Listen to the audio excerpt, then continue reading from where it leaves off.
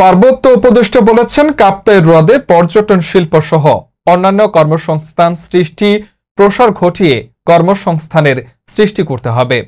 রাঙ্গামাটির জেলা প্রতিনিধি এস.এম. জাহাঙ্গীর আলমের রিপোর্টে বিস্তারিত।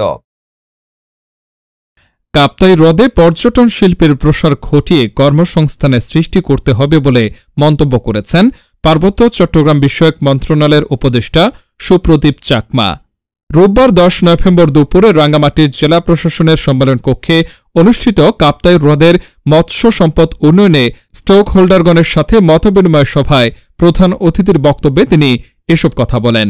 পার্বত্য উপদেষ্টা বলেন, কাপ্তাই হ্রদে পর্যটন শিল্পের প্রসার ঘটাতে হবে। সারা বছর কাপ্তাই হ্রদের পানির উৎস ধরে রাখতে বাঁশসহ পানি ধরে রাখার অন্যান্য গাছ লাগাতে হবে। হ্রদের ড্রেজিং করলে মাটিগুলো দিয়ে রাবার ড্যাম তৈরি করে মাছের উৎপাদন বৃদ্ধি করার পরিকল্পনা গ্রহণ করতে হবে, যদি পরিবেশের কোনো ক্ষতি না হয়। জেলা প্রশাসক মোহাম্মদ মোশাররফ হোসেন খানের সভাপতিত্বে এ সময় পার্বত্য চট্টগ্রাম উন্নয়ন বোর্ডের ভাইস চেয়ারম্যান রিপন চাকমা, পার্বত্য চট্টগ্রাম বিষয়ক মন্ত্রণালয়ের যুগ্ম সচিব কঙ্কন চাকমা, জেলা পরিষদের মুখ্য নির্বাহী কর্মকর্তা খন্দকার মোহাম্মদ রিয়াজুল করিম, পুলিশ সুপার ড এস.এম. ফরহাদ হোসেন, বাংলাদেশ মৎস্য উন্নয়ন কর্পোরেশন রাঙ্গামাটি জেলার ব্যবস্থাপক কমান্ডার আশরাফুল আলম ভূঁইয়া সহ প্রশাসনের ঊর্ধ্বতন কর্মকর্তারা উপস্থিত ছিলেন।